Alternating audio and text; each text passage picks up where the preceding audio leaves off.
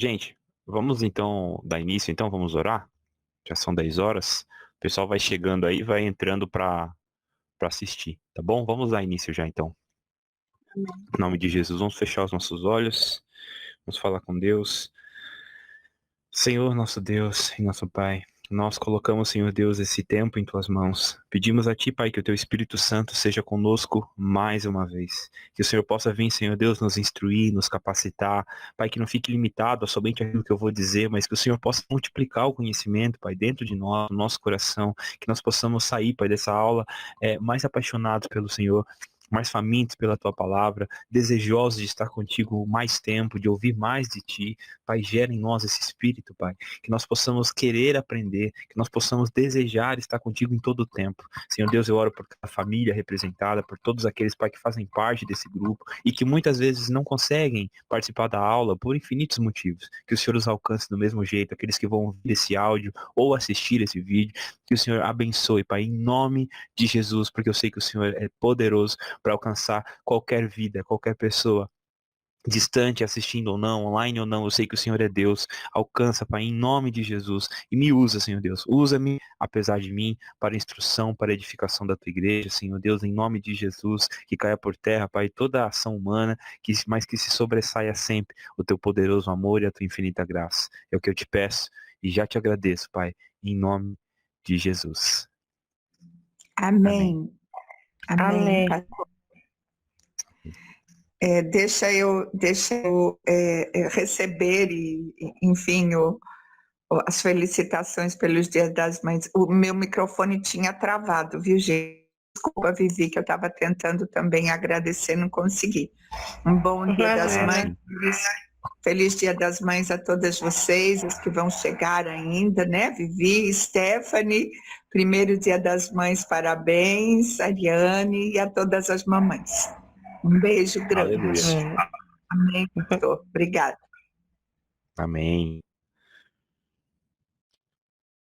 Mas, gente, vamos lá então. Hoje nós estamos na nossa sexta aula, né? Nós vamos continuar falando aí sobre o Sermão do Monte. Hoje é a parte 2, vai ter mais uma parte, são 3 partes sobre o Sermão do Monte. Hoje o texto referência era do Mateus 5, 17 a 48, era bem curto também. Tá? Então a primeira é a observação que nós fazemos aqui de tudo que nós estamos aprendendo, né? Sem criar uma nova lei, Jesus corrige a ênfase errada dos escribas e dos fariseus. Eles se preocupavam com os aspectos exteriores, ou seja, aquilo que podia ser visto por todos, e eliminava os seus princípios subjacentes, que só Deus podia avaliar, contido nas entrelinhas da lei. Jesus reivindica sua autoridade ao dizer: eu, porém, vos digo, em contraposição às expressões ouviste o que foi dito aos antigos. A gente já falou sobre isso lá nas aulas sobre os fariseus, que a gente falou sobre as seitas, lá no começo, né, sobre a aula de introdução, a gente falou basicamente sobre isso. Né, que Jesus veio corrigir essa ênfase deles simplesmente nos atos exteriores, atos sem o coração, atos que eram simplesmente de uma religiosidade hipócrita, né, onde o coração deles não estava inserido, eles, na cabeça deles, por estarem simplesmente cumprindo ações, eles já estavam ok com Deus, mas o coração estava distante. E o ponto mais importante que nós precisamos entender é o que? Jesus reivindica a sua autoridade. O que é isso? Ele está estabelecendo a autoridade que aquilo que ele está dizendo sobrepõe a autoridade da lei. Olha, eu estou corrigindo o que vocês estão dizendo. E não somente isso, dando para eles a exortação, porque as práticas daquela época não se baseavam necessariamente nas escrituras, mas naquilo que eles ouviam, ou seja, nas tradições orais que eram transmitidas. A gente já falou isso várias vezes. Não se incomode, porque eu entendo que o aprendizado exige repetição para a gente colocar dentro de nós realmente a informação, aquilo se tornar realmente algo que a gente possa aproveitar, tem que ser repetido. Então, ele estava corrigindo essa prática onde a lei estava de lado, onde as escrituras estavam de lado, e o mais importante eram as tradições transmitidas, né, oralmente. Então, só para a gente entender o ambiente onde está sendo inserido. Tá? Então, hoje a gente vai falar sobre alguns pontos que no sermão, durante o Sermão do Monte, não é composto só pelas bem-aventuranças, tem várias partes do Sermão do Monte. E hoje o Senhor está, nessa parte que a gente vai falar, ele está contrapondo algumas interpretações que os fariseus e os escribas tinham sobre os 10 mandamentos. Né? Então, a gente vai e alguns pontos aqui, os pontos cruciais dos ensinamentos de Jesus, que, de uma maneira geral, abrange todos os 10 mandamentos, tá? Então, o primeiro ponto é o não matarás, do capítulo 5, do 21 ao 22. A vida é o bem mais precioso que recebemos de Deus. Ele sempre defendeu integralmente. Toda e qualquer ameaça à integridade da vida humana sempre foi condenada por Deus. Isto vai muito além de atentar ou tirar a vida física. Envolve, e aqui eu quero que vocês prestem atenção, envolve todo tipo de agressão à pessoa, incluindo sua moral e sua dignidade. Jesus fala sobre isso, ele mostra sobre isso. Ele fala que se a gente xingar o irmão, a gente já está pecando. Se a gente pensar contra ele, dizer contra ele raca, né, que diz nas escrituras, ali você já está matando o seu irmão. Então, por quê? Porque a morte, né, o sentido aqui de morte é uma agressão que era feita ao irmão. Então, isso aqui o Senhor já está falando, todo tipo de agressão. Guarde isso. Todo tipo de agressão que a gente faz, seja moral, seja pela palavra, seja o que fere a dignidade da pessoa, tudo isso incomoda a Deus, né? Eu quero ler com vocês aqui um trecho, né, de Arthur W. Pink, que ele escreve, se eu não me engano, em um livro, né? Eu não sei de onde vem esse trecho. A mente espiritual assim deveria pensar a respeito desta lei. Se aquele que se compraz da verdade no íntimo, Salmo 51:6, condena o assassinato, então é evidente que devemos nos abster de tudo o que pudesse nos levar à culminação da impiedade. E assim descobriria que não matarás, quer dizer, de fato, não odiarás. Jesus aplica de forma prática esta lei expandida. Uma ofensa não tratada tornava um sacrifício pelo pecado sem efeito, a menos que esse sentimento de ódio, né, que tornava o pecador passível de morte, fosse tratado. Mateus 5, do 23 ao 26. Então, o que é que a gente está falando? Né? A gente até falou sobre isso, né, no último culto, uma das partes que acabei ministrando, assim, segue a paz com todos e a santificação, sem a qual ninguém virá ao Senhor. Então, a gente observa, né, que amar a Deus, a resposta, o fruto natural disso, desse amor a Deus, né, ele vai refletir no modo como a gente se relaciona também com as pessoas. Né? Existe até uma frase, eu não lembro de quem é, que toda teologia que te torna mais inteligente, mas que não te faz amar as pessoas, é uma teologia errada. Né? E foi exatamente por isso que a teologia muitas vezes acabou se corrompendo, por causa disso. Ela tornou intelectuais e não formou cristãos. Então a gente tem que aprender que a gente precisa entrar nesse lugar onde o coração de Deus é inserido em nós, onde a gente aprende a amar as pessoas. E Jesus aplica isso de forma prática. Ele fala, né, ele mostra pra gente lá no texto exatamente essa posição, que a gente precisa amar aos nossos amigos enquanto eles estão com a gente no caminho, perdoar, né, para que não seja entregue aos verdugos, atormentadores. Então a gente tem que entender exatamente isso. Nós precisamos do perdão e exercer para as pessoas o perdão. Amém? Amém, gente? Alguém quer comentar alguma coisa antes de eu ir pro ponto 2 aqui? Não. Também não, Amém. tá tudo bem. Certo. O segundo ponto, então, é não adulterarás. 5 do 27 ao 30. O adultério, esclarece Jesus, não é somente o ato físico com uma pessoa que não é o seu cônjuge. Uma vez que o pecado nasce no coração, o desejo proibido já faz com que a lei tenha sido violada. Então, além de evitar o contato, é preciso controlar o desejo. A aplicação prática dessa explicação é o divórcio. Tá? E eu quero me atentar nesse ponto aqui porque é muito importante. Os judeus tratavam o casamento como descartável por qualquer motivo, e essa lei não fora dada para afrouxar o padrão de santidade de Deus, mas para evitar que o coração duro do ser humano inviabilizasse uma instituição essencial como o matrimônio. Tratá-lo com leviandade exporia cônjuges ao adultério. Então, o primeiro ponto que a gente tem que entender aqui, ele está falando sobre fugir das práticas da imoralidade, né? Fugir sobre com o adultério, aquele que adultera na sua mente, aquele que pensa já peca. Então, onde nasce o adultério? O adultério nasce no nosso coração. Entendeu? Ele faz parte da nossa natureza pecadora. Ele está inserido dentro de nós. Tanto que as palavras adultério e prostituição, a primeira vez que elas são usadas na Bíblia, é para se referir à idolatria do povo de Israel, que adulterava com outros deuses, vamos dizer assim. Então essa palavra, ela foi usada inicialmente para se referir ao modo como o homem traía a Deus. Porque para Deus, quando a gente presta culto a alguma coisa que não seja ele, nós estamos adulterando. Então o adultério, ele caminha junto com uma coisa que a gente sempre fala, idolatria. O adultério é a idolatria do homem à própria carne. Então a gente percebe que isso daí é muito mais profundo do que a gente pode imaginar. Porque o adultério, ele é quando a gente troca algo que a gente deveria ter fidelidade por algo que simplesmente atende à minha sensação ou atende ao pecado que está nos meus olhos naquele momento e eu esqueço de tudo, eu abandono tudo, como o povo de Israel fazia com Deus, né? Eles passavam um tempo ali vivendo na aliança, servindo a Deus, buscando a Deus, só que chegava um momento onde não tinham-se mais dificuldades, onde as coisas estavam estabilizadas, o que eles faziam? Podemos adulterar com outros deuses. Podemos adulterar. Então eles iam e ofereciam sacrifícios a essas entidades, né?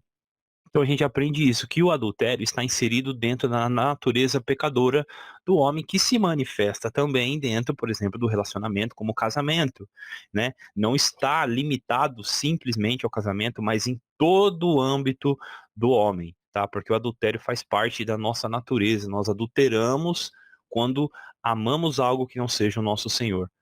Amém? Então, aqui ele fala né, sobre, além de evitar o contato, é preciso controlar o desejo. A aplicação prática dessa explicação é o divórcio. Aí ele fala pra gente o comportamento dos judeus, tá? Eu até, inclusive, acho que eu não mandei para vocês, eu vou mandar no grupo da igreja, tá? Vocês vejam lá no grupo da igreja do WhatsApp, eu vou mandar um pastor, ele faz uma exposição, assim, muito boa dessa parte, falando sobre por que que o Senhor aprovou o divórcio lá na época de Moisés. É um texto, uma exposição muito boa, muito bem feita, e ele fala exatamente isso, por causa da dureza do coração do homem, ou seja, a dureza do coração do homem exigiu que se fosse criado algo para conter essa dureza. Então, por isso que ele foi criado a lei do divórcio, porque era uma maneira, a gente vai ver isso daqui a pouco, né, que toda a lei, ela vinha como uma maneira de limitar, ou seja, de dar limites para que a justiça fosse aplicada, independente de condições sociais, independente de status, ou seja, não importava se você era um grande empresário ou se você era um pequeno vendedor de peixe, um exemplo. Não importa.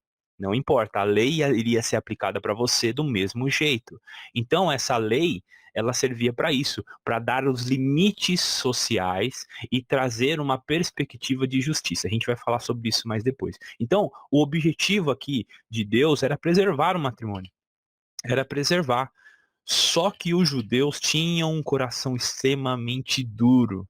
Tinham um coração duro. Então foi necessário criar isso para fazer aí uma limitação. Tá bom? Amém, gente? Vocês querem comentar alguma coisa? Querem falar? Querem ir para o próximo ponto? Quero não, tá bonitinho. Amém? Mais alguém? Mais nada? Amém. Amém? Eu vou continuar, então depois vocês vão entender melhor. Se ficou alguma dúvida aqui, eu volto, não tem problema. Tá? Então, o próximo ponto são os juramentos, né? Onde o Senhor fala, não jurai nem por Deus que está no céu, nem por nada na terra, não jure por nada. Está lá do capítulo 5, do 33 a 37.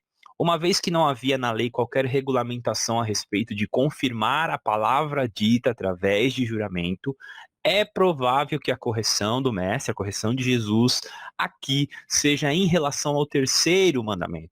Não tomarás o nome de teu Deus em vão. Os anciãos criaram um sistema de confirmação da verdade, preste atenção, evocando coisas sagradas para dar autenticidade a uma declaração particular. É quando eu falo alguma coisa e eu busco, igual a gente vê às vezes muitas fake news, né? Fala assim, uma pesquisa feita em Harvard pelo doutor não sei o que, inventa um nome em inglês, afirma que não sei o que, porque ele está buscando uma confirmação por meio de uma fonte externa, uma fonte outra aí, para dar para ele uma validação. Era assim, então eles juravam em nome de Deus e falavam mentiras. Por quê? Era como se eles dessem a autenticidade de que aquilo que está falando vai ser mantido por Deus porque eu estou usando o nome de Deus. Né? É o que Jesus também diz, nem todos que dizem Senhor, Senhor entrarão no reino dos céus, porque às vezes as pessoas querem ser validadas, e a gente também vê isso em alguns louvores, onde eu pego um versículo, eu pego um trecho fora de contexto, crio uma música, e se você for observar realmente, aqueles louvores não servem nem para orar. Né? Então, por quê? Porque eles buscam um eixo de validação.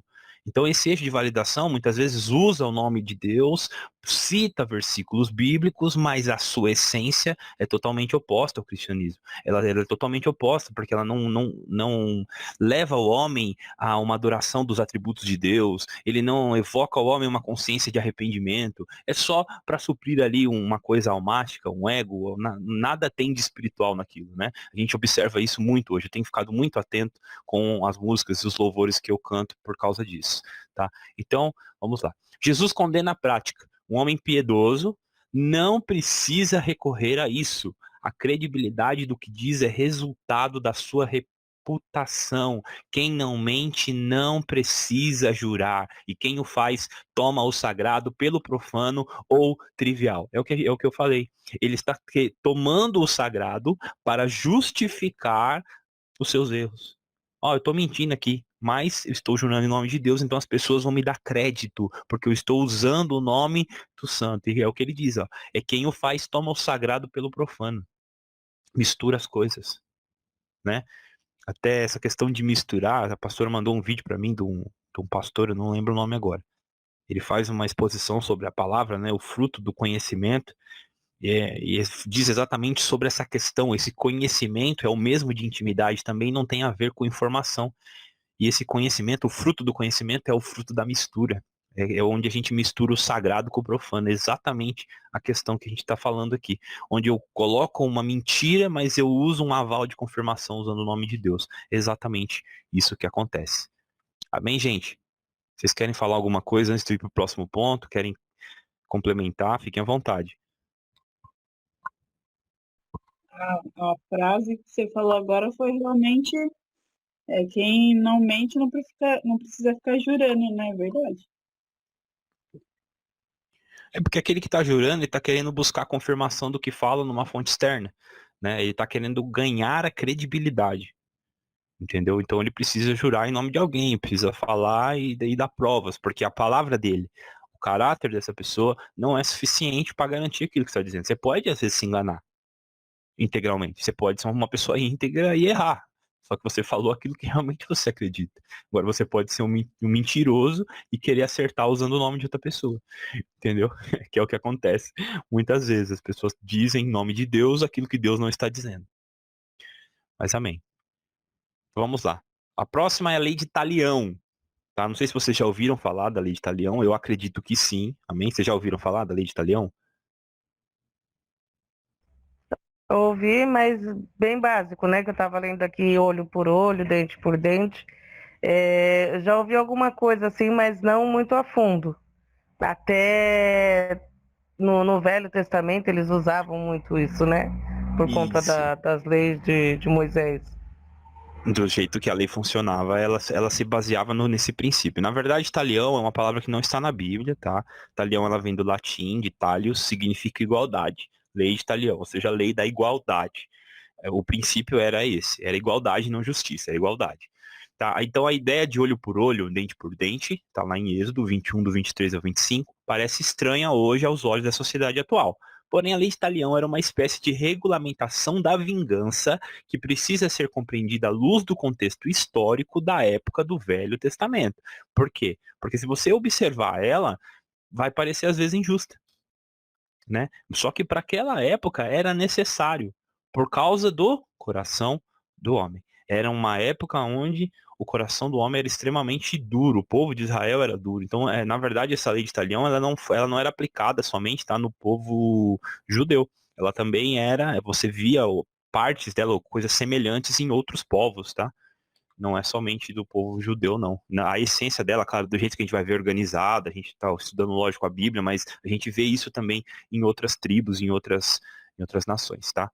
algo semelhante. Então, dentro desse contexto, a necessidade de equilíbrio é declarada por Deus por meio de olho por olho, dente por dente, a saber, uma proporcionalidade entre o bem e o mal causado e a resposta a este mal. Lembra que eu falei que a lei, que ela servia para impor limites dentro da sociedade?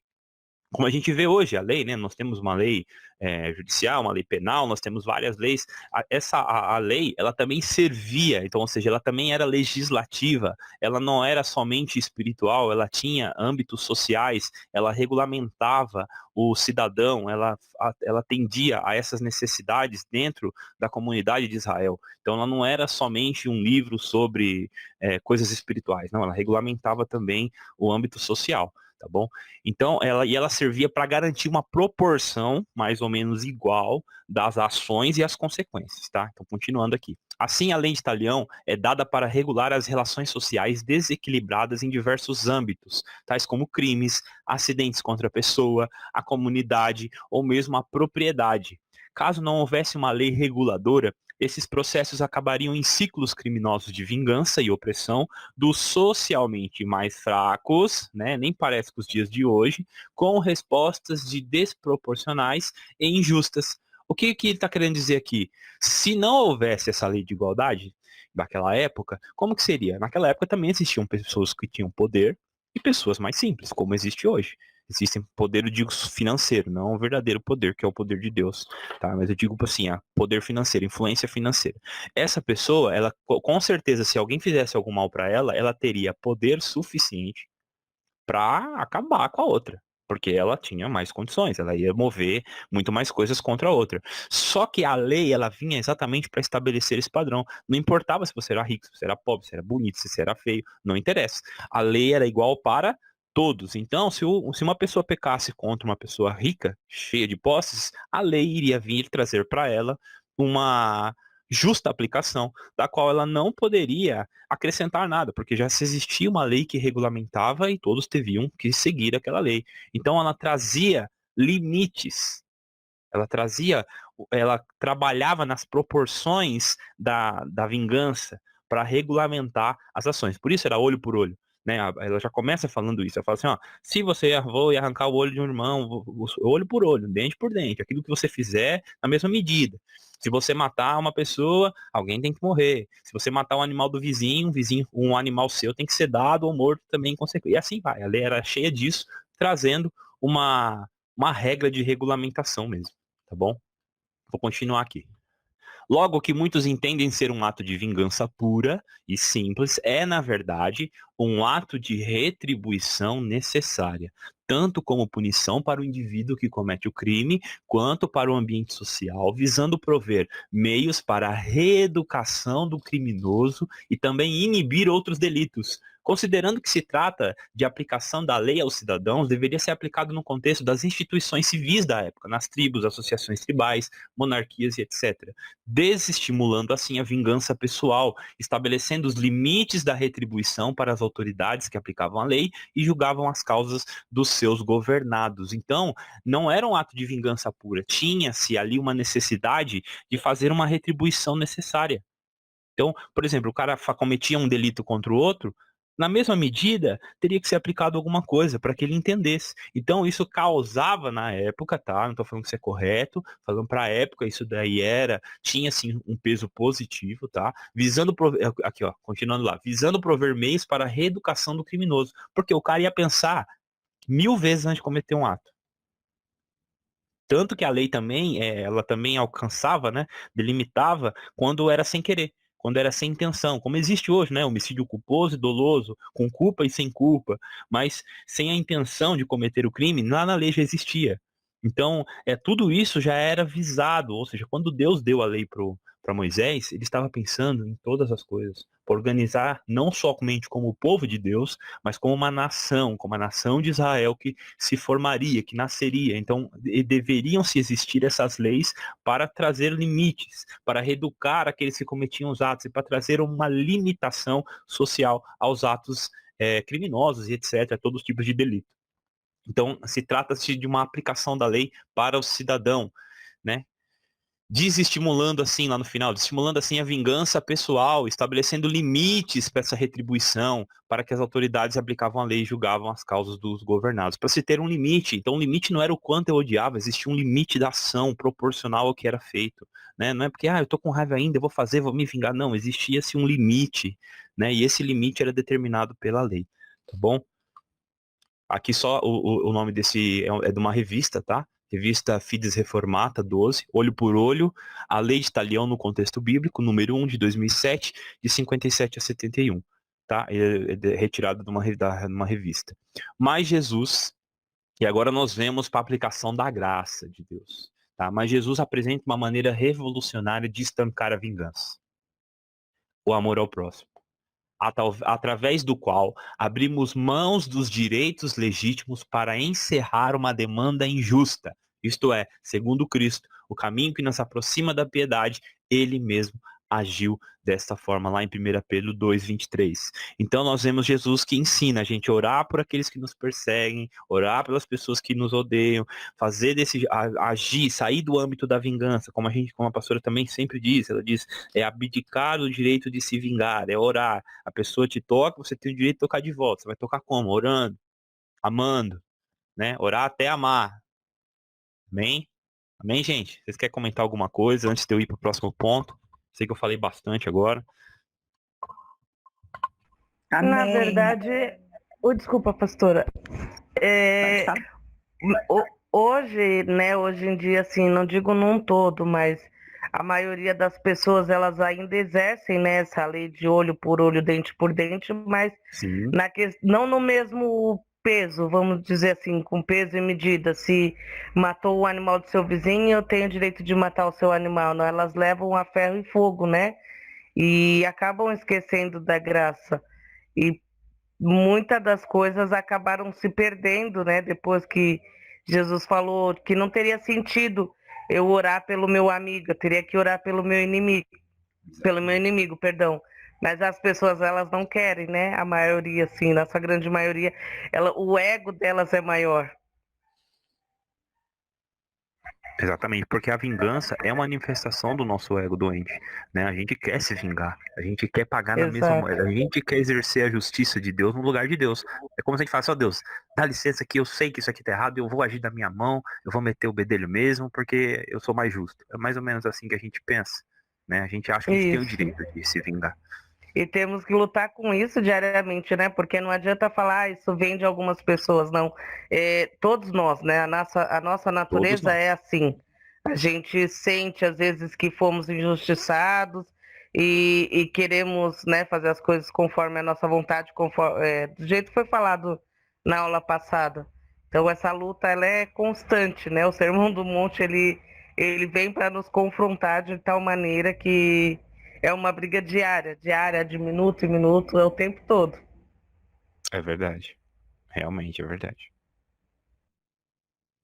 Amém? Alguém mais quer falar alguma coisa? Ok, Vivi falou tudo. Tá ótimo. Só uma coisa. Jesus ensinava, mas se dava por exemplo. Como você disse, é verdade. Né? Ele falava, mas ele viveu tudo aquilo que ele falou. Tudo que ele Vivendo falou. isso. Glória a Deus. Amém. Vamos então para o próximo ponto, que é um ponto assim muito importante, né, que é o amor. Tá, o amor. Ele fala do amor lá no capítulo 5, né, no 43 e 47. Rigorosamente, somente a primeira parte do mandamento fazia parte da lei de Moisés. Né, tá lá em Levítico 19:18, que é amar ao seu próximo. A ideia de odiar ao teu inimigo era um dos muitos acréscimos, preste atenção nisso, que os intérpretes haviam feito. Se eles haviam de amar ao próximo, logo, o que fariam ao inimigo a não ser odiá-lo? Perceba aqui, ó, a entrada de um conceito humano. Eu tenho que amar ao meu próximo. Calma aí, quem que é meu próximo? Por isso que Jesus faz aquela parábola mostrando quem era o próximo, porque a interpretação dos fariseus mandavam você odiar, você tinha que amar ao próximo. Quem eles achavam que era o próximo? A família, os amigos, né? Aquelas pessoas que estão mais perto. Só que o que eles iriam fazer com os inimigos? Então, ó, aqui ele continua, mas esta aberração hermenêutica é corrigida pela completa interpretação de Jesus. Amai aos vossos inimigos e orai pelos que vos perseguem. Senhor, vem quebrar esse conceito de vingança, de ódio, quebrando essa cadeia demoníaca da vingança, né? Porque isso nada mais é do que isso. Né? Quando a gente não perdoa, a gente está dando permissão para que essas coisas venham contra nós. Se nós recebemos um perdão perfeito de Cristo, por que nós temos que reter esse perdão? Por que para nós é tão difícil? Porque envolve o nosso eu. Amém? O cristianismo envolve abrir mão do seu eu. Foi uma das coisas que me atraiu ao cristianismo antes de eu confessar a Cristo. Porque eu vivia uma ideia, né, de que uma espiritualidade legítima necessariamente deveria levar a gente à morte do nosso ego. E sabe onde eu somente encontrei isso? Em Cristo.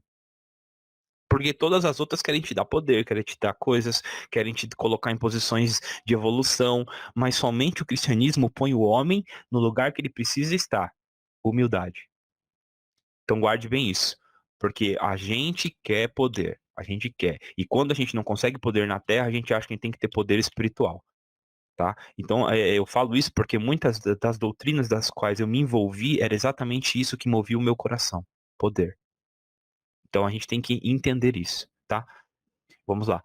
Mas até pecadores podem amar quem nos ama.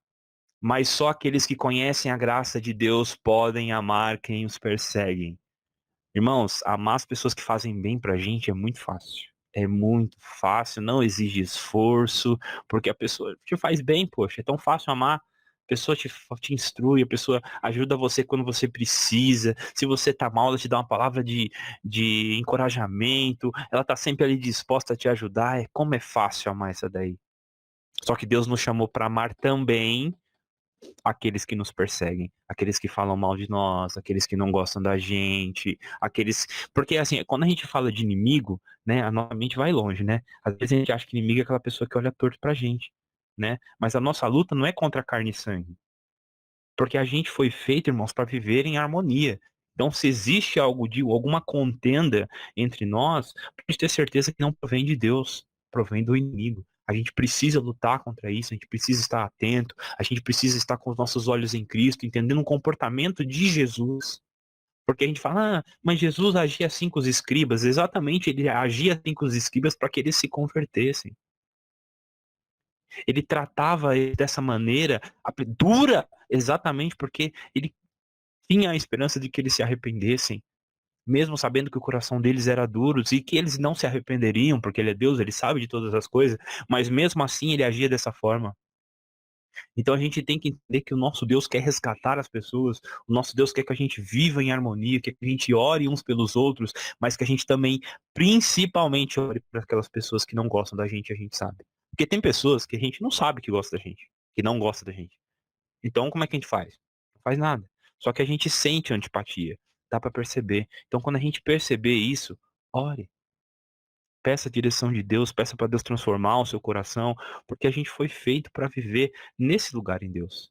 Amar as pessoas, orar por elas, por todas. Bom, como Jesus fez, Senhor, perdoa, porque eles não sabem o que fazem. Para quem ele estava falando isso? Para aqueles que estavam pregando na cruz. Amém? Então a gente tem que ter esse senso, essa direção dentro de nós.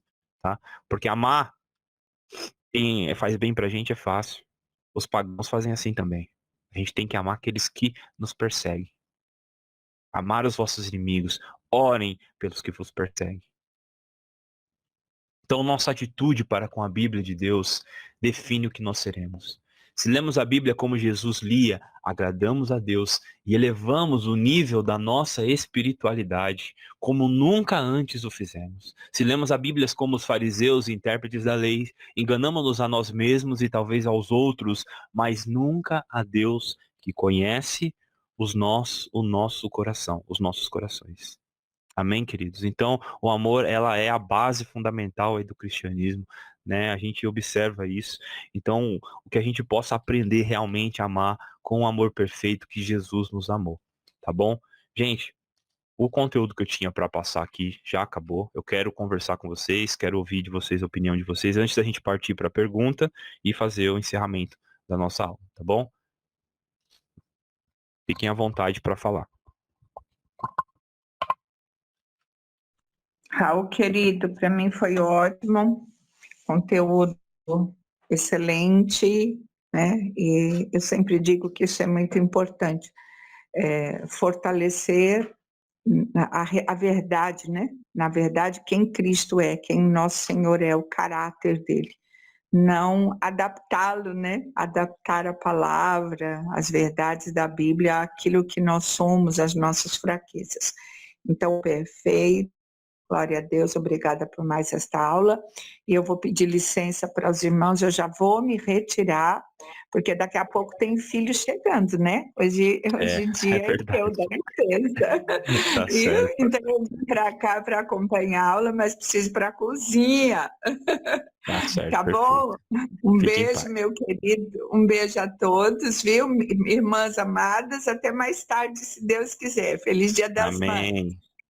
Beijo, Amém, filho. pastora. Vai Beijo. com Até Deus. mais. Beijo. Dá um beijo em todo mundo. Beijo. Amém, gente?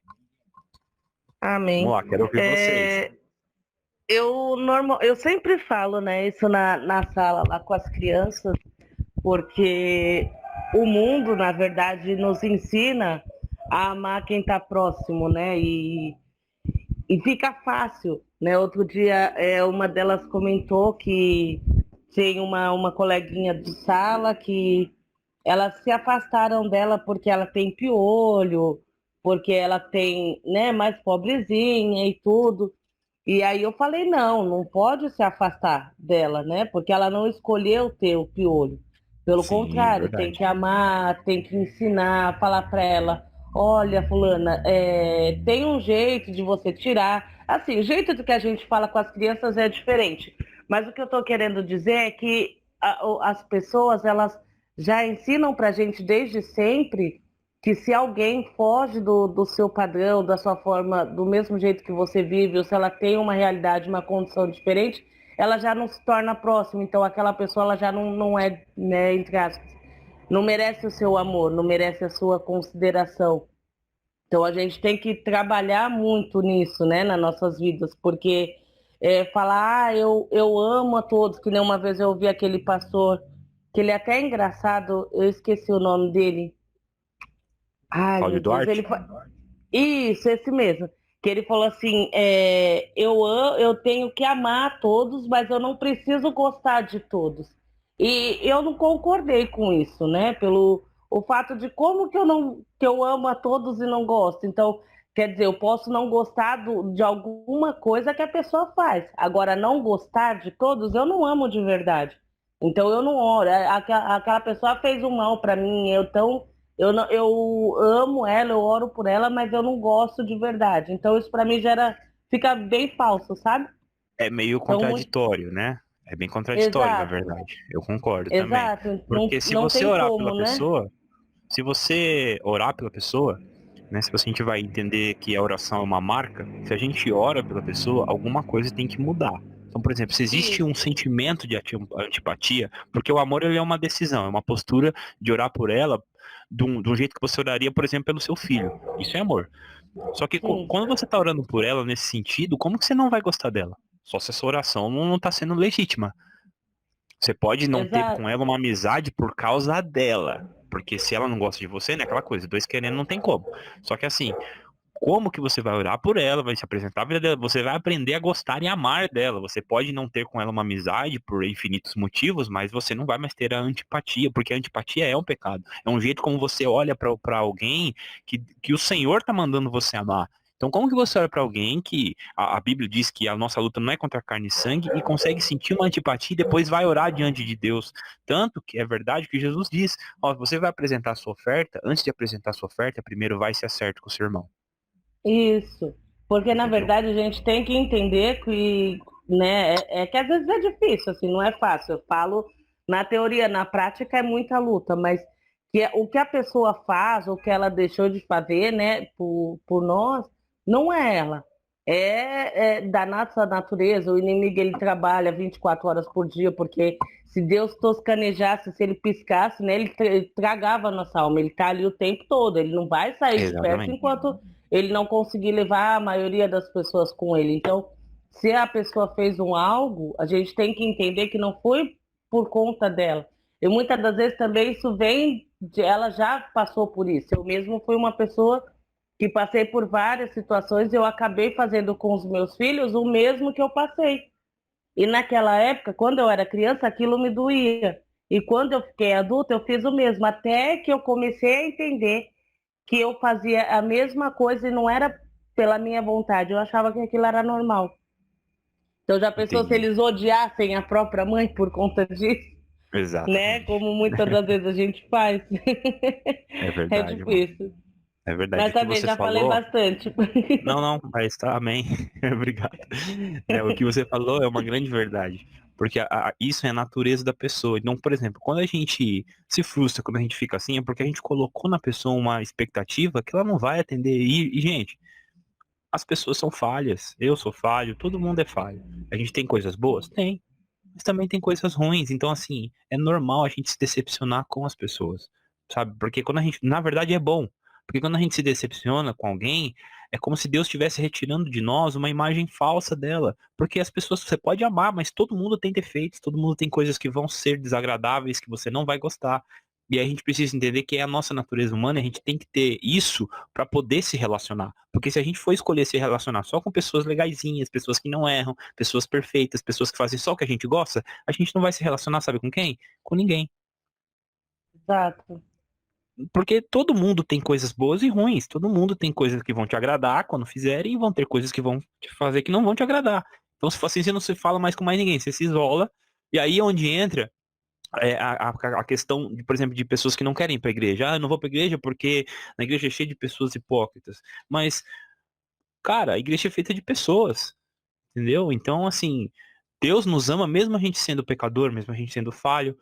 Então, se fosse assim, a gente não precisava ir para a igreja. A igreja, ela é constituída de pessoas falhas que glorificam um Deus perfeito. Essa é a essência da igreja. De pessoas que são pecadoras, mas que se reconhecem pecadoras e que vão diante do único que pode mudar essa realidade. E é assim que a gente tem que se comportar. Né? Amar não é fácil. Amar é um desafio. Amar, como diz a pastora Conceição, amar é uma das maiores batalhas espirituais que a gente vive. Né? Isso é uma grande verdade, porque amar não é fácil. Né? Não é fácil. E a gente precisa aprender com Jesus, como Jesus fez. Amém? Tess, quer falar alguma coisa? Você? Não sei se o Tom já tá aí. Se vocês querem comentar, você sempre fala. Fique à vontade. Também, Raul. Bom dia, graças a paz, galera. Tudo bem? Não, estou ouvindo Amém, sim. graças a paz. Colocação tudo certo mesmo. Claro que sempre quando a gente ouve sobre a questão de perdão, da convivência, é importante a palavra porque é questão de um lembrete para a gente, né? Porque a cada dia, o processo é a cada dia que a gente vive. E se a gente pensar bem, ambientes mudam, ciclos de amizades mudam, pessoas mudam. Então, a gente não fica só quando Deus muda ambientes em nossas vidas e ciclos e tempos em nossas vidas, tem pessoas que vai e vêm. Então, sempre esse lembrete dessa questão do perdão é sempre importante para nossas vidas, entendeu?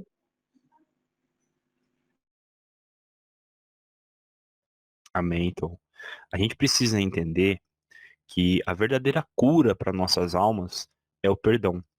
Às vezes a gente tenta inserir dentro da igreja coisas para curar a alma das pessoas, né? Mas basicamente, assim como todo processo de libertação, que ouvindo essa palavra parece ser algo totalmente fora do normal, ela se resume ao arrependimento, a mesma coisa é a cura. Então, para a gente curar a alma das pessoas, a gente só precisa fazer que uma coisa seja inserida dentro delas. Você precisa aprender a perdoar. Isso é a essência da cura da alma. Então, eu curo a alma com perdão. E eu liberto as pessoas com arrependimento. Não que eu necessariamente, mas com o ensino, com apontando elas. Olha, para você ser liberto, você precisa se arrepender. Ó, para você ser curado, você precisa perdoar. Porque a doença da alma, ela nasce pela falta de perdão. Assim como as prisões nascem pela falta do arrependimento. Então, essas duas coisas são essenciais para nós. A gente precisa desse ensinamento, porque isso é ensinar sobre o amor. Né? Às vezes a gente quer trazer coisas emocionais para dentro da igreja para fazer com que as pessoas sejam curadas e a única coisa que elas precisam ouvir é que elas precisam aprender a perdoar. que o coração delas é duro e que toda a mágoa que existe dentro dela, toda essa raiz que brota, que paralisa a vida dela, é pela falta de perdão. Porque não perdoa o abusador, porque não perdoa a pessoa que mentiu, porque não perdoa a pessoa que roubou, porque não perdoa os pais, porque não perdoa alguém. Tudo isso gera prisões e doenças na alma. E a gente precisa apontar exatamente isso. Não com estratégias humanas, mas com estratégias de Deus, que é o quê? O perdão. Ou, Oi. você falando assim, a doença da alma, essas coisas, mas assim, eu acho que entra um pouco nesse tema. Sabe aquele, não sei se é ditado, enfim, tipo, quando a pessoa passa por uma situação, chega até a adoecer, sabe? Você acha que isso é válido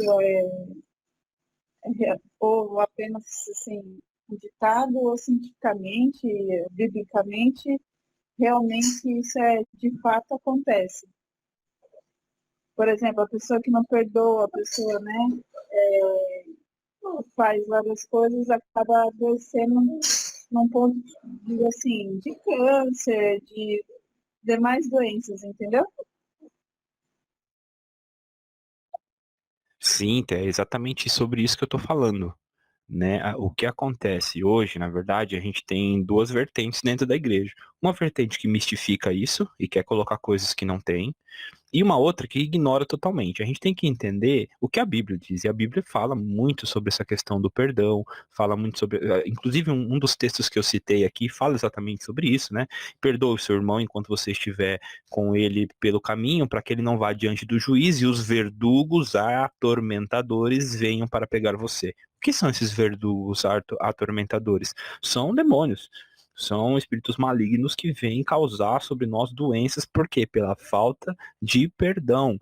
Então isso é bíblico, isso a Bíblia está falando, o que a psicologia hoje trata, né, como psicossomáticos, que é o nome disso que você está falando, que é quando as nossas emoções interferem no funcionamento do nosso sistema físico, isso se chama psicossomático, ou seja, é o que o seu psique está trazendo para o seu corpo físico. Tá? Então isso, antes da ciência ou de qualquer coisa falar sobre isso, a Bíblia já dizia. Então o perdão é fundamental. Até ele fala sobre brotando dentro do seu coração a raiz de amargura, né? Existe um texto bíblico, agora eu não me lembro onde está, mas que fala sobre a raiz de amargura. É a mesma coisa, ele está falando sobre ter um coração sujo, um coração sem perdão, um coração que não perdoa. O que você está trazendo para você? Raízes de amargura. Você vai ficar preso em um lugar onde a sua vida vai ser amarga, onde você não vai ter paz, onde você não vai se alegrar em Cristo. Por quê? Por causa da falta de perdão, a falta de misericórdia que você não está oferecendo para as pessoas. Então isso é bíblico, né? A ciência pode até comprovar de um lado, mas a Bíblia já dizia há muito tempo atrás. E é isso que a gente precisa entender, tá? O que eu não posso é romantizar e criar heresias dentro da igreja por causa disso. Eu preciso ensinar o quê? O perdão. Perdoe. Perdoe. Tudo fora disso, tudo fora da prática comum aí dos apóstolos, eu posso considerar uma heresia. Então eu tenho que entender o que a Bíblia ensina. A Bíblia ensina o perdão e existem pessoas que estão feridas emocionalmente, feridas na alma, porque não oferecem perdão, seja para quem for. Lá dentro dela, elas tratam essa amargura como um ídolo e não querem abrir mão do direito da vingança e ainda estão orando para Deus exercer uma vingança, uma justiça sobre a vida da pessoa e Deus está falando, ame e ore por ela. Basicamente é isso. Amém? Amém, Raul. Amém, gente? Quer falar mais alguma coisa? Não, era só esse detalhezinho mesmo. Amém. Então calma aí, deixa eu compartilhar a minha tela de novo, que eu saí aqui do compartilhamento. Vamos lá, compartilhar a tela. Beleza, então a gente teoricamente já encerramos aqui o conteúdo da aula de hoje. Eu quero falar com vocês agora sobre as perguntas, vou lá para os últimos slides aqui. Então vamos lá. Para um bom papo. Não, tem essa aqui, a lição do dia, eu já li isso aqui, sim. Para um bom papo. O que pode ameaçar a vida humana além do assassinato? A gente já respondeu essa questão. Eu vou ler as 3 primeiro, tá? Como é possível para o ser humano cumprir a lei de Deus usando como parâmetro a interpretação que Jesus deu a ela? 3. Cite algumas consequências de se interpretar a lei de acordo com as nossas conveniências, como faziam os fariseus e os escribas. Então vamos lá. O que pode ameaçar a vida humana além do assassinato? Parece difícil, mas a gente já respondeu ela durante a nossa aula. Na verdade, a questão que você até falou, que não é só o matar, né? Mas, assim, questão, vamos supor, agredir verbalmente. Isso mesmo. Aí acaba até Exatamente. gerando o quê? Uma depressão na pessoa. E, às vezes, consequentemente, não a pessoa matando, mas aquilo que a pessoa falou gerou uma frustração, gerou uma depressão e a pessoa mesmo se mata. Aí dá para entender que, sem querer, entre aspas, a pessoa fez isso, né? Sim, sem querer você matou o irmão. Né? Ou às vezes a pessoa tá com um sonho, aí você vai pela sua alma e fala, "Ih, isso aí vai dar errado." Às vezes a pessoa esperava de você uma resposta positiva ou alguma coisa assim, uma direção pelo menos, você já foi e já jogou um balde de água fria, né? Lógico, isso é um exemplo. E aí o que você fez? Você matou a pessoa. Então, o assassinato ele pode acontecer aí, como a gente já leu, em várias dimensões, né? Seja um verbal, moral, né? Ele não está limitado simplesmente a eu ir lá e eu pegar uma arma ou uma faca e matar alguém, mas com as minhas palavras, com a minha boca, com as minhas atitudes, às vezes a gente pode agredir as pessoas, né? E é nesse sentido que a pergunta número 1 se refere. Então, como que pode? O que mais pode ameaçar as pessoas? O que mais ameaça a vida humana? Né? O comportamentos fora dos princípios da palavra de Deus. Então, porque na verdade, a única coisa que nos ensina como nos relacionar um com os outros de modo verdadeiro é a palavra de Deus. Toda estratégia humana de relacionamento ou de comportamento, ela tende a isso, ao assassinato, à morte, porque ela é insustentável. Deus tem nas escrituras para nós o manual de relacionamento perfeito, e é com ele que nós precisamos aprender a nos relacionar com as pessoas, tá? Alguém mais quer responder? Vivi quer responder a um? Na verdade, assim, é um exemplo, né, que aconteceu na igreja onde minha filha congrega, e igreja tradicional a gente tem alguns bordões, né, como diz a pastora, e acabou que acontecendo que indiretamente o pastor, né, o casal de pastores, eles mataram a alma de uma dirigente da mocidade, porque o esposo dela se afastou da presença de Deus.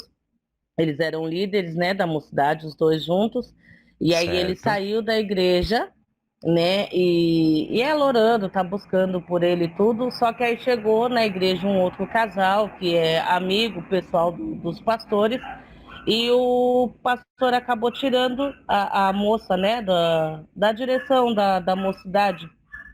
Por ela não ter Certo. o esposo dela lá dentro, não ter. Aí ele diz assim, né? As palavras dele não foram sábias, mas ele disse que se ela não conseguiu, ela em si, não conseguiu manter e trazer o esposo dela para dentro da presença do Senhor, corre o risco dela perder os jovens que ele entregou na mão Meu dela. Deus. Acabou com a menina, E acabou aí, com ela. exatamente. Então ela assim, ela meio que perdeu as esperanças de tanto trazer o seu esposo de volta, né? Porque aí Como já tá na igreja.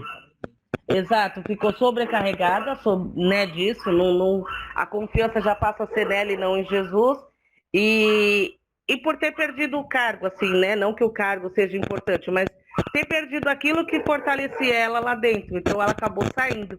Então, indiretamente, aconteceu um assassinato, porque se essa vida se perde, né, se perde, assim que eu digo literalmente, se ela morre por conta dessas palavras, então, indiretamente, acabou acontecendo o assassinato não físico, mas da alma, né?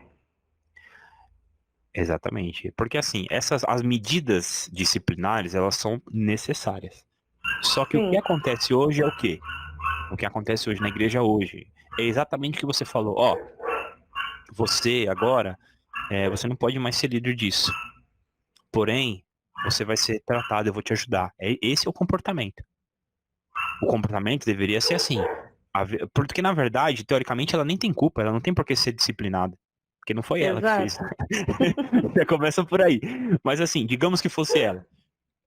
As medidas têm que acontecer, porém, qual que é a tratativa dessa alma? Essa mulher está precisando de ajuda, ela precisa de oração, ela precisa que as pessoas estejam junto com ela. Ela não pode ser excluída.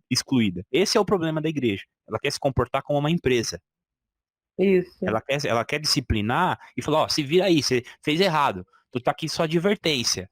Ué, mas calma, a gente não é um corpo. Se a pessoa errou, claro, ela tem que sofrer as sanções cabíveis. Porém, eu preciso amá-la, eu preciso ajudá-la a se reerguer. Esse é o papel da liderança espiritual. Se, por exemplo, o seu pastor fala, você não tem tempo, pô, coloca junto com esse casal para cuidar dela, para orar junto com ela, para ajudar ela nesse período que ela tá passando, que não é fácil. Ela perdeu o casamento, uma família foi destruída. Então ela precisa do quê? De ajuda, não de julgamento.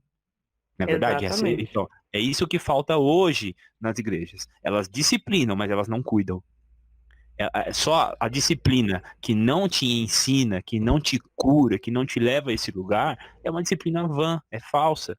Porque ela só está julgando a ação. Toda ação tem um porquê. Se ela pecou, tem um porquê. Ela precisa se arrepender, eu preciso orar junto com ela, eu preciso, às vezes, fazer um discipulado com ela, um aconselhamento, seja lá o que for, ela precisa passar por um processo para ela se reerguer. Eu não posso simplesmente, você pecou, pum, joga fora, traz o próximo. Você percebe que Vira números, né? vira números, tá tratando as pessoas como números. O grande mal da igreja hoje é se comportar como empresa. A igreja é organismo vivo. A igreja é feita de pessoas. Se eu quiser liderar uma igreja como lidera uma empresa, essa igreja vai morrer. Com Essa igreja certeza. não vai produzir vida. Ela não vai produzir vida. Porque a igreja não foi chamada para dar resultado. E empresa foi. Empresa, se eu não dar resultado no mês, eu posso fechar essa daí daqui a um tempo, porque eu não tô tendo resultado. Eu tô colocando dinheiro, esse dinheiro não tá voltando. Agora, igreja não. Igreja não foi chamada para dar resultado. Igreja foi chamada para glorificar o nome de Jesus, única e exclusivamente. Fazendo isso, ela já tem que estar contente, porque ela está alcançando a missão dela. A missão da igreja é simplesmente glorificar Jesus. Todo o resto é consequência disso. Ah, vou alcançar vidas, vou fazer missões, vou fazer isso, vou ajudar os irmãos. Poxa, bacana, isso faz parte. Mas o princípio, o propósito fundamental da igreja é glorificar Deus e fortalecer uns aos outros. Se não faz isso, não é igreja. Amém? Por isso Amém. que quem é curado cura e quem é ferido fere. Amém. Ela 3. falou, ela falou bem baixinho, mas ela falou. Glória Ela a tá Deus. aí, ela tá ouvindo aqui do lado, eu tô ouvindo ela aqui. Tá aqui do lado aqui, ó. Amém. 3. Eu já li o 2. Eu nem li o 2 ainda, né? Como é possível para o ser humano cumprir a lei de Deus usando como parâmetro uma interpretação que Jesus deu a ela? Só Jesus mesmo. Não, brincadeira à parte, não, mas realmente tem algumas situações assim que a gente tem que pedir realmente sabedoria, assim, para Deus mesmo. Em algumas situações, igual amar o próximo, tem algumas pessoas que têm o dom de tirar a gente mais ou menos do eixo, entendeu? Sim, A gente precisa do Espírito Santo de Jesus mesmo, quase que encarne assim do lado pra suportar, né? Parece que a guerra é ferrenha, né? Exatamente. Então, É, não tem outra, né, outro meio. Tem alguns que não tem outro meio. Claro que em outras situações, realmente, a gente tem que se esforçar em obedecer, porque é um mandamento, né? Não é uma dica. Ele não está dando uma dica, ele está dando um mandamento. não é um conselho de amigo, né? É um Exatamente. mandamento de um Deus, exatamente. Então é bem por aí mesmo. Mais alguém? Quer responder? É o que Jesus disse, né? Fica fácil orar pelos nossos amigos, né? Então, para cumprir, a gente tem que seguir o caminho, seguir o que Jesus disse.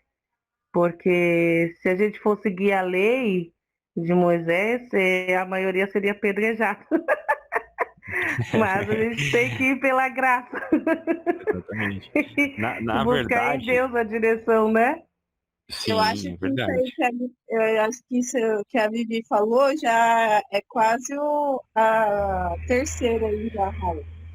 Que se fosse assim, se a gente fosse fazer diferente, né, do que Jesus pede, já seria a resposta da terceira. A gente ia apedrejar e, consequentemente, né, coisas boas não haveriam, né? Exatamente. Seria olho por olho, dente por dente, Dente né? por dente. Exatamente. A interpretação, a gente tem que entender que o que Jesus fez com a lei é dar a verdadeira interpretação. Por mais que a graça pareça ser totalmente diferente da lei, na verdade, o que Jesus fez, eu quero que vocês guardem isso no coração de vocês, o que Jesus fez foi dar a interpretação real do espírito da lei. Ele não veio anular nem criar uma lei nova. Ele veio trazer a verdadeira lei, a essência que estava inserida dentro da lei é a graça. A graça é a manifestação perfeita e completa da lei. Não são opostas, elas são complementares, tá? Então, toda a graça parece oposto, por quê? Porque, como a gente falou aqui, por exemplo, da lei do divórcio, né? Qual que era o intuito de Deus em fazer a lei, em mostrar e falar sobre a lei do divórcio, falar para dar as cartas de divórcio? Por causa do coração do homem. Então, mas dentro daquilo existia um princípio, e esse princípio baseando-se no coração de Deus, por isso que Jesus fala, e o Senhor assim permitiu por causa da dureza do vosso coração. Então, você mas a Bíblia diz, eu, o Senhor, odeio o divórcio. E eu vos digo, Jesus falando, né, sobre o divórcio, diz assim, que não é para se divorciar a não ser que aconteça, no caso aí, o adultério, né? Ele fala sobre o adultério. Fora isso, não, mas o Senhor odeia o divórcio independente, ele continua odiando o divórcio independente da consequência que levou a ele, seja o adultério, seja o que quer que seja, o Senhor continua odiando o divórcio e ele não aprova. Né? Ele permite, lembra, acho que eu já falei sobre isso com vocês, sobre a vontade permissiva e a vontade absoluta de Deus, né? O Deus é perfeito, mas ele tem coisas que ele permite e tem coisas que a vontade dele é absoluta. A gente já até expliquei a diferença para vocês, exatamente isso se aplica aqui. Tá? Eu meio que já acabei respondendo a 3, mas amém. Tá? Gente, por favor, quero ouvir vocês aí. Fala mais um pouquinho aí. Pode responder. A 3. Cite algumas consequências de se interpretar a lei de acordo com as nossas conveniências, como faziam os fariseus e os escribas. Para a gente encerrar, e eu... Amém? Pode falar aí. A 3 na verdade, você respondeu já ela assim, né? Então, pelo que eu entendi e pelo que a gente vive, na verdade, os fariseus eles faziam com que, vamos dizer assim, aquela pessoa já não me serve mais, eu já não sinto por ela tanto desejo, eu tenho olhos para outras pessoas, então eu ia lá e me divorciava para não acabar maltratando ou matando. Eu já ouvi falar uma vez, eu não lembro quem, Exato. que o divórcio ele foi dado porque muitas mulheres morriam também, né? Os seus maridos Sim, já não queriam mais, já não tinham mais o vídeo que paciência. eu vou mostrar, fala exatamente sobre esse ponto. Ele explica, ele dá uma explicação sim completa sobre isso. Por que que Deus deu a carta de divórcio? Porque como o judeu tinha um coração duro e as mulheres naquela época não tinham valor, para se ter o divórcio, se não existisse a carta, eles fossem obrigados, o que que eles iam fazer? Eles iam matar elas. Matava. Matava. Então, por isso que Deus permitiu, por isso que Jesus fala isso. Porque se não houvesse essa carta de divórcio, o negócio ia ficar feio. Você tá Isso, entendendo? foi o que Esse é o eu X. vi uma vez também, Eu vou uma mandar para vocês o ministração vídeo, eu sobre conheço. isso. Eu vi essa ministração falando da questão do divórcio, porque as mulheres morriam, né? As mulheres, elas não tinham voz, não podiam falar, não podiam se Não podiam falar. manifestar. E aí o cara Exato, enjoava dela e matava, e né? matava. Simplesmente matava. Então, Matava. os fariseus, eles queriam fazer a mesma coisa. Tanto é que a moça que foi pega no ato de adultério, só ela foi levada à praça pública, né? O rapaz não. Então, ela seria apedrejada se Jesus não tivesse intervido, mas o homem que estava com ela cometendo também um adultério, porque a Bíblia é clara. Se Sim, a tem que mulher, matar o ela... homem e a mulher. Ambos têm que ser mortos apedrejados. Tanto os dois que foram pegos de Exatamente. adultério. Exatamente, Isso, é isso porque mesmo. os dois estão adulterando, né? Mas aí não fazia isso. Então, a lei era... Eles interpretavam da maneira deles, o que convia a eles, e não o que era o certo se fazer, né? E Jesus quebrou esse tipo de coisa. Então a gente aprende, né, com isso, que se a gente interpretar as escrituras de acordo com as nossas conveniências, a gente vai criar mentiras e heresias dentro da igreja. Porque a conveniência é a mãe da heresia. Eu já sempre falo isso, toda vez, eu acho que toda aula eu tenho falado isso, né? Quando eu vejo uma necessidade que eu não consigo suprir com Cristo e com as Escrituras, eu crio uma heresia, que é uma coisa fora. Exatamente isso. A minha conveniência pode ser um grande braço de heresia dentro da igreja. Porque o que me é conveniente agora? Ah, me é conveniente agir assim. O que a Escritura diz? Não sei, vou fazer desse jeito. Então, é mais ou menos por aí. Tá bom, gente? Sim. Amém? Então, leve para casa. Peça a Deus sabedoria para compreender e cumprir o apelo do Mestre de sede perfeitos como é perfeito o vosso Pai Celeste. Não temos como atingir por nós mesmos esse status de santidade. Então, nós precisamos pedir ao nosso Senhor, ao nosso Deus. Amém, gente? Quero agradecer aí a participação de vocês. Eu sei que hoje é dia das mães aqui, todas as mães aqui. Na verdade, tirando eu, só tem mães aqui participando da aula, né? Os homens hoje tiraram uma folga. Só tem mãe aqui, eu sei que vocês deviam estar cheios de coisas para fazer, mas eu quero agradecer a presença de vocês, né? Que o Senhor dê graça no dia de hoje. Amém. Amém? Vamos orar então, para encerrar nossa aula. Glória a Deus. Senhor, nosso Deus e nosso Pai, nós te agradecemos, Senhor Deus, por essa aula de hoje. Pedimos a Ti, Senhor Deus, que o Senhor multiplique o conhecimento nos nossos irmãos, dentro da nossa mente. Pai, nós te agradecemos, Pai, que não fique limitado simplesmente ao que eu falei, Pai, que o Senhor possa trazer mais, porque eu sei que o Senhor é bom, que o Senhor é Deus e que o Senhor está no controle de todas as coisas. Nós te rendemos graça, Pai, que nós possamos aprender mais para a honra e para a glória do Teu nome, para fazer o Teu nome conhecido com mais zelo, com mais atenção, com mais conhecimento, Senhor Deus. Nós te pedimos, seja conosco no dia de hoje, abençoa Teus filhos, nos prepara, Senhor Deus, para toda boa obra, que nós possamos cumprir, Pai, a Tua vontade sobre essa terra. Nos capacita, nos instrui, nos leva ao arrependimento, nos ensina a orar e acrescenta a nossa fé. Senhor Deus, é o que eu te peço e te agradeço no dia de hoje, em nome de Jesus. Amém. Amém. Amém, gente? Fiquem com Amém. Deus. Eu vejo vocês na igreja. Que Deus abençoe em nome de Jesus. Até a próxima aula. Tchau, tchau. Tchau, tchau.